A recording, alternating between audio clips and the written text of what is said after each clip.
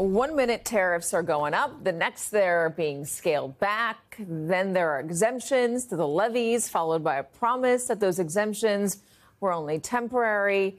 It's just really hard to follow. All this tariff zigzagging has investors on edge. Consumers are nervous, and even people like Ray Dalio, the billionaire who correctly predicted the 2008 financial crisis, warning of, quote, something worse than a recession if this isn't handled well. What could that be? But not everyone's panicking. Economist Oren Cass says to, quote, stop freaking out because Trump's tariffs can still work. So joining us now, chief economist and executive director of the American Compass think tank, Oren Cass. Oren, good to see you. Thanks for joining us. Well, thanks for having me. All right. So we've been talking a lot for the past few weeks about how this is not going well. The markets have been crashing. People have been freaking out.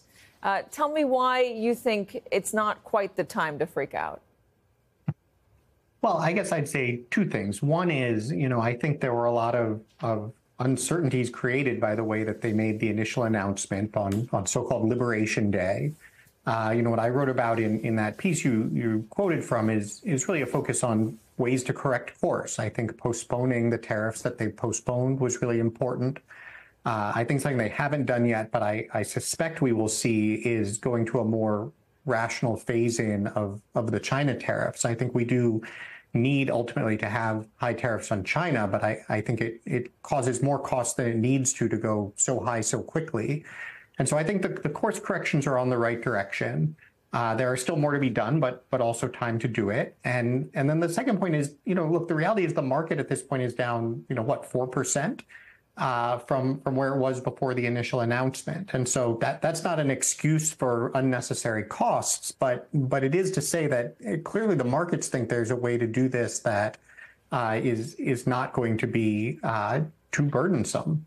So you're arguing for order. So far, there hasn't been all that much order. There's been lurching toward order and then a lurching back.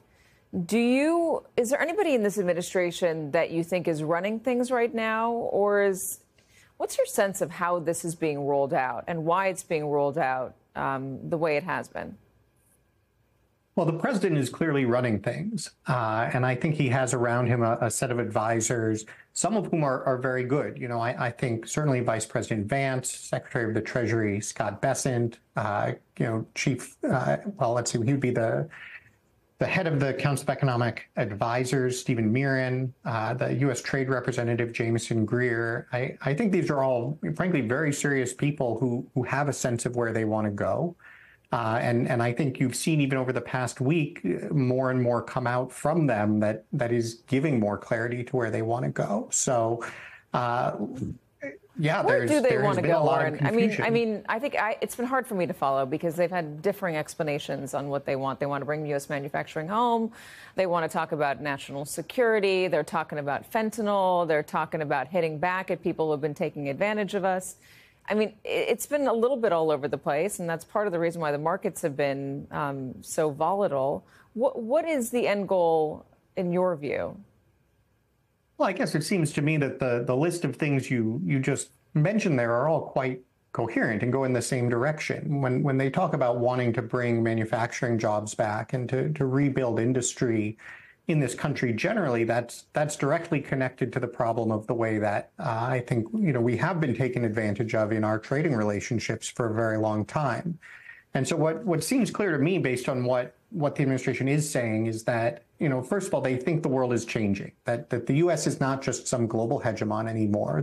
China is a rising power. China is going to have its sphere of influence. And China is obviously an adversary that has shown no interest in being a good partner on security or economic grounds. And so I think what they want to do, and again, this is mostly what they say, is they want to have a U.S.-centered trading bloc, and both economic and security bloc. They want to have balanced trade within that bloc so that we can have more manufacturing here. They want to have everybody doing their fair share to pay for security and defense. And they want everybody to agree to keep China out. They feel like if you're going to make this work, it is going to have to be an alliance of countries that all agree. We aren't really going to be trading a lot with China, doing a lot of investment with China. Is this the way to do it, though? I mean, I understand the desire to keep China in check and to minimize their influence and their power, and maybe just to minimize the amount of junk they send to us. But going after our allies and treating them as if they're our enemies, kind of bullying the EU, bullying Canada, bullying Mexico, not treating them as if they are the partner they have been for this past 70, 80 years. Is that the best way to get them to cooperate and band together against economically against China? It's a fair question. I think there are two competing priorities here. One is, as you said, it's important to treat allies well. The other thing, though, that I've been very struck by, and I spent some time recently in Canada, some time in Japan, talking with folks at the IMF in these sorts of places that still want to be in the world of the 1990s.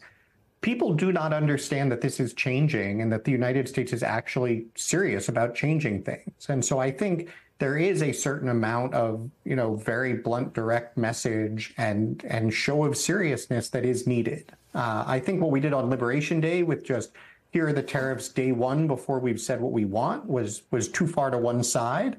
But where we are now saying, look, here are the things we want. There are going to be consequences if we can't work out a deal. And now let's get working on a deal. I think that actually creates a lot of room for the kinds of agreements that are going to be good for the United States. All right, Oren Cass, we'll see where things go next. Appreciate your time, sir.